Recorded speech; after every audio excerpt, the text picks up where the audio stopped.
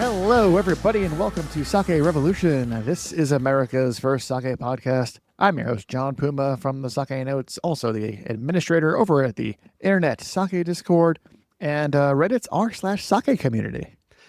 And I'm your host, Timothy Sullivan. I'm a sake samurai. I'm the director of education at the Sake Studies Center, as well as the founder of the Urban Sake website.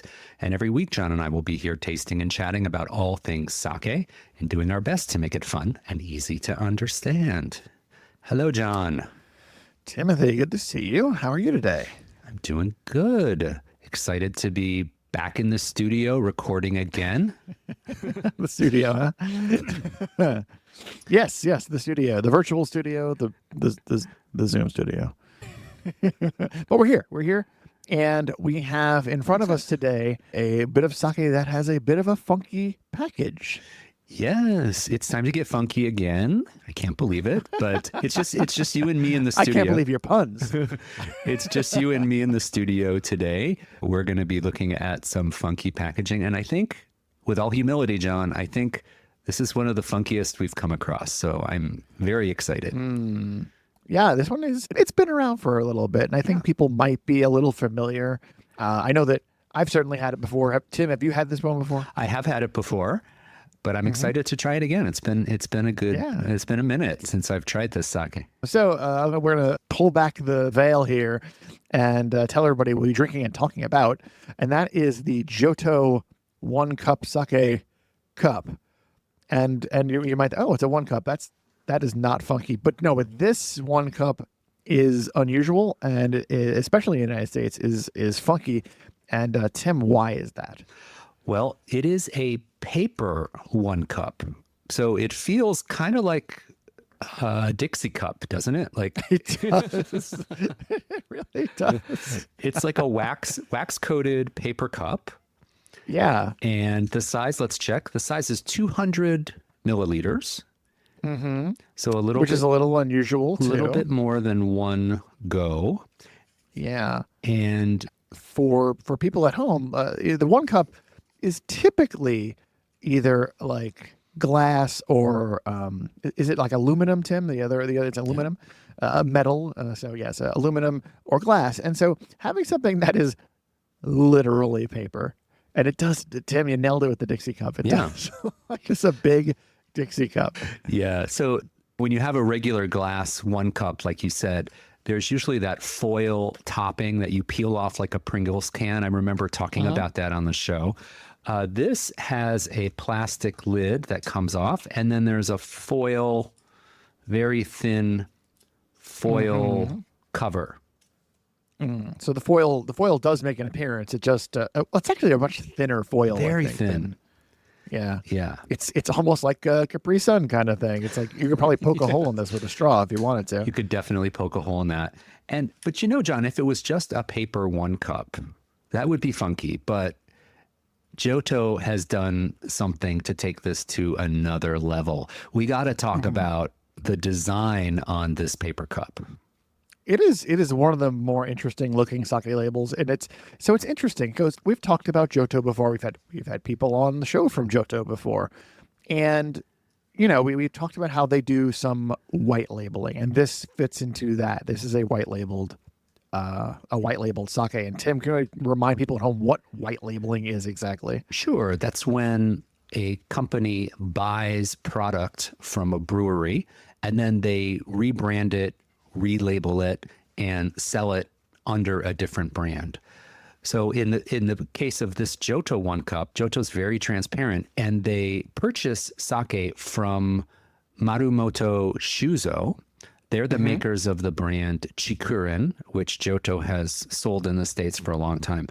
So they buy this sake from Marumoto Shuzo out of Okayama, and they sell it as Joto brand. So that's white labeling.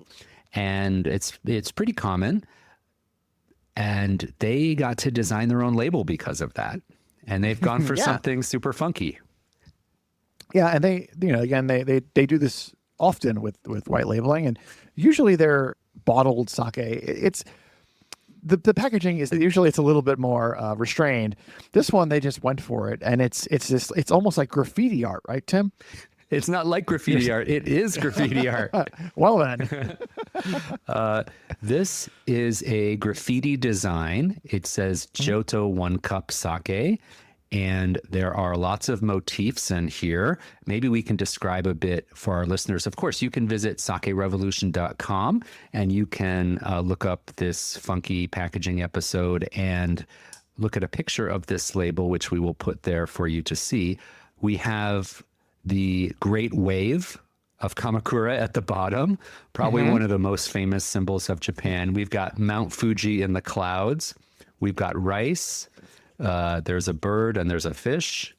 there is a bird and a fish, and in the background, it implies the old sun-rays Japanese flag. And in the upper left corner is a drawing of a brewery worker with a headband on, straining to stir the moromi. So Yeah, he looks like he's busy. He's having a rough day. He looks tired. yeah, and he also makes an appearance on the foil cover. He does. Yeah. Repeated appearances on the foil cover, Yeah, along with the Joto logo.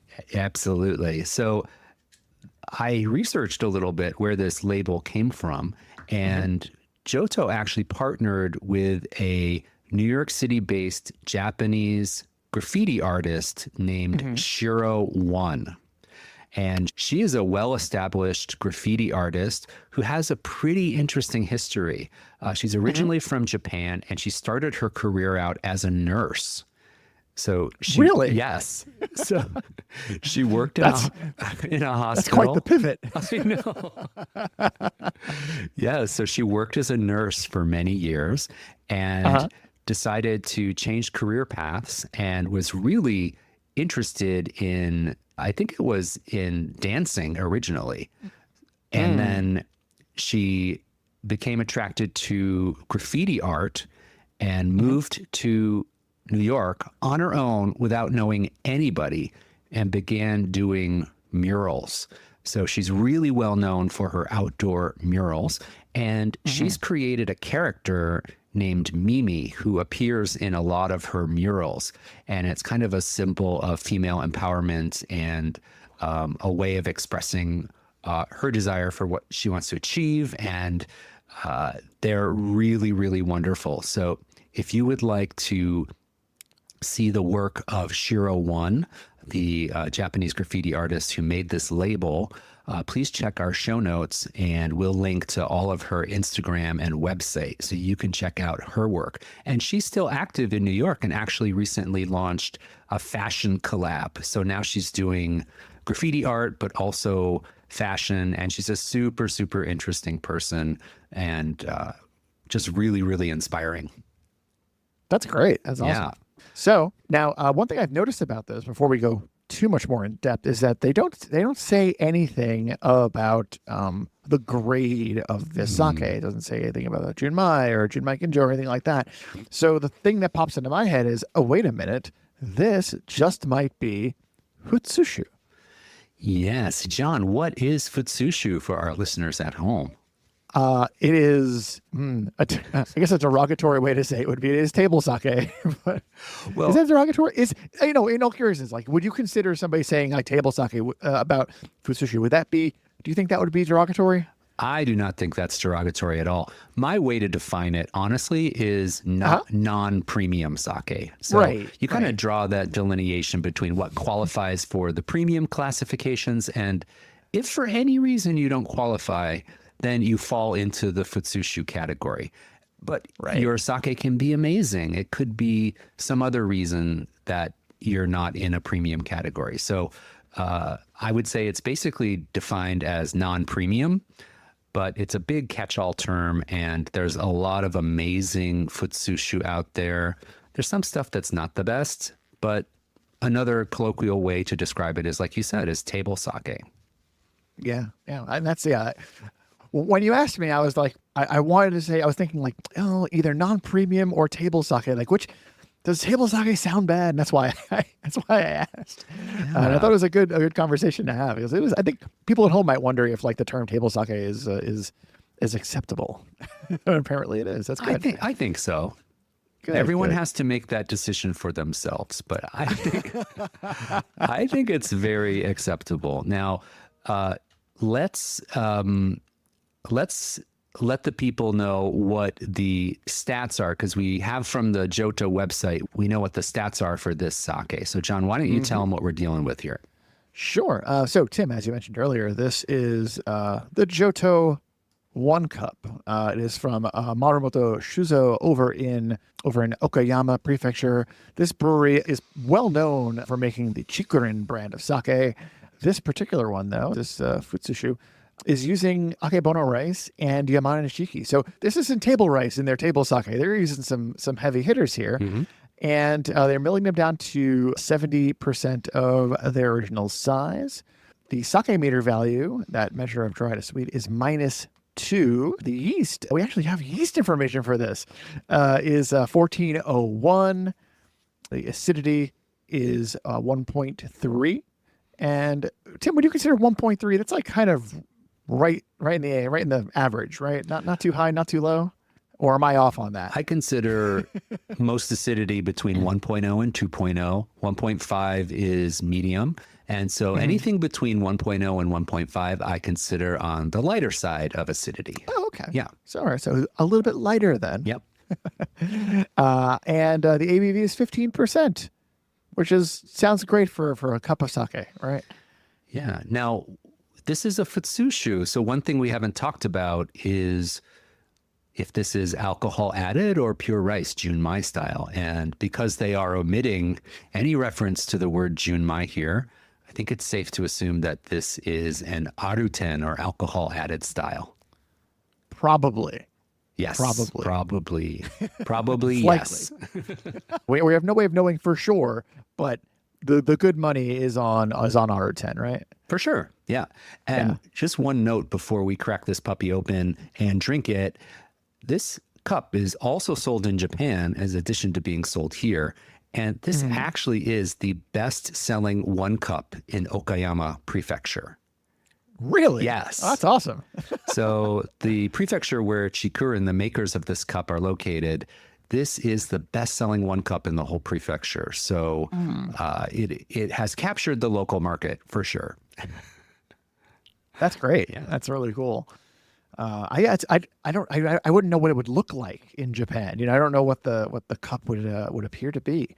So I'm going to keep my eyes open next time over there. And if I ever go to Okayama Prefecture, definitely something I'm going to be looking for. Yeah, I think it would be fun to snag the original version. All right. Yeah. Well, you ready to get tasting? I am ready to get tasting. The fun part about this is that we don't need to pour anything into any glasses. We can just drink this straight out of the cup. All the time I'm going to save washing my wine glasses after this. All right. So yes, but unfortunately, you're also not going to get the ASMR pour moment that we usually get. But we will get the ASMR pull tab. Okay. So let's see if we can capture this without spilling. Okay, I've got mine open. Ooh. Oh, wow. Is that an optical illusion, or is it? It's shiny on the inside. It is shiny on the inside, Tim, I think. So what I think is going on is probably a coating similar to the wax on the outside to protect the paper from, falling apart. Yeah. I assume. It looks like there's a firm inner plastic lining inside the cup, and it kind of gives it a silvery shimmer. It's really nice, actually. I like it. Yeah, it does. It does make it look like you're drinking something a little special. All right, let's give it a smell. All right. You got that steamed rice is where I'm at. Steamed, a little sweet rice. Steamed and a little sweet. It's kind of like I'm beginning to realize that when we have like futsushus on the show, or your kind of your lesser milled junmai or honjozo, you often get that, and it's like kind of like classic for that style. It's like a classic aroma for that style. That's 100% correct. Yeah. Yay. Yeah. There's a little bit of that steamed rice, as you correctly identified. There's also a hint of ethanol too. There's a little hint of alcohol aroma, which you can expect with futsushu, just a touch, which is totally on brand. for futsushu. Yeah. But this is really convenient. Now, the little plastic cover can be put back on if you don't finish it all, and it can be stored in the fridge. So, because you have the peel off foil, it doesn't mean you're stuck drinking the whole thing in one go if you don't want to. So, there is that outer plastic lid. It looks like a mini iced coffee lid. It's like a clear plastic. Yeah, I wouldn't necessarily travel with this no. after you've opened it and put the lid on. It's not quite ready. Yeah, it would definitely leak if you shook it around. Yeah. Oh yeah, absolutely. Yeah. All right. Well, I'm ready to give this a taste. Here we go. Sounds like a plan to me. Let's do it.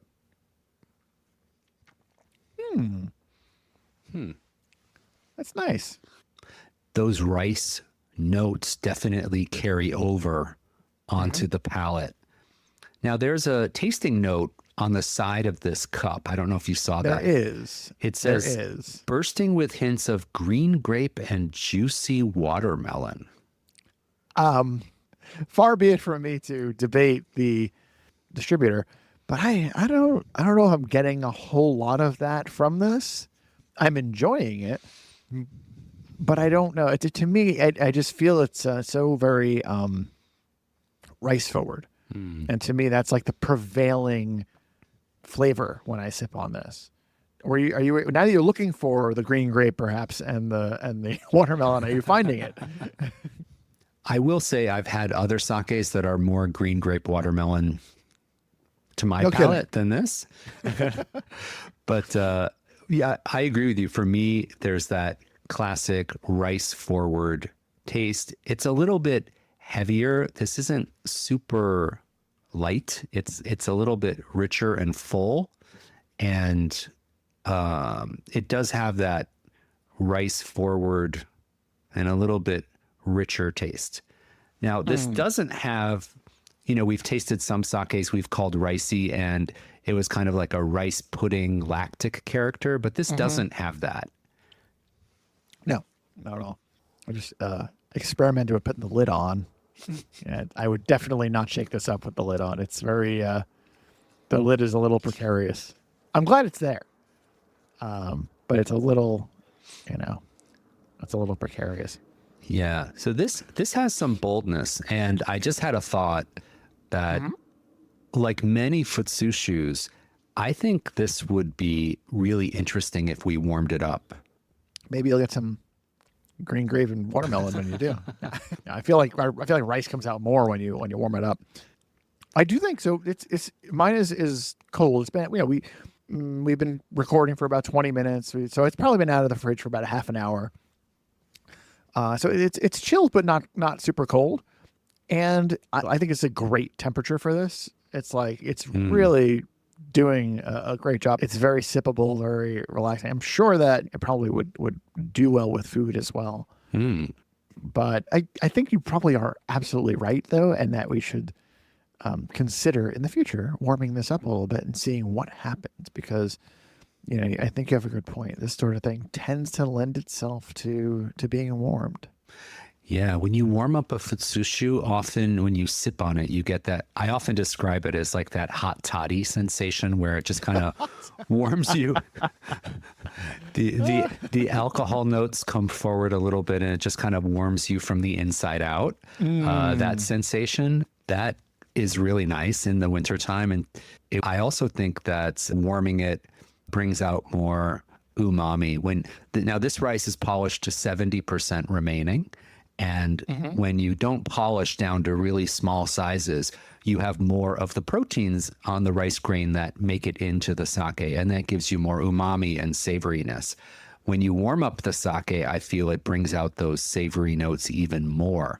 The lighter, fruity, floral notes tend to dissipate more quickly when you warm a sake, and those more ricey, earthy umami notes remain and get highlighted when you warm a sake. So I find that I would imagine if we warmed this up, we would probably get a little more umami and that warming hot toddy feeling from this sake, which can be very nice in the winter. I have to say, like, whenever we do this funky packaging and I think this is at least our second Futsushu. And I'm always surprised because I think that like Futsushu gets a bad rap, and because it's not premium, and so people, I think, include myself included, got ideas in their head about non-premium sake, and I'm like, no, this is like non-premium sake is not a dirty word. Table sake is not a pejorative term, apparently. According to some. According to some, yes. But yeah, I'm really enjoying this. Yeah, it's really, really interesting. We should also talk about the sustainability of this cup too. Now, when you have... What do we know about the sustainability of this cup? glass and aluminum are also recyclable and sustainable in their own way. But one thing that comes across with this is how portable and how light it is. Like, this is incredibly light. It would be easy to recycle, I imagine.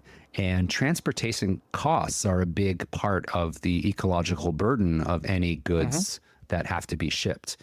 And if you've ever carried a case of sake through Haneda Airport, you know how heavy those bottles can be, John. I can't say I have, Tim. Yeah, so I'm guessing you have, though. I have.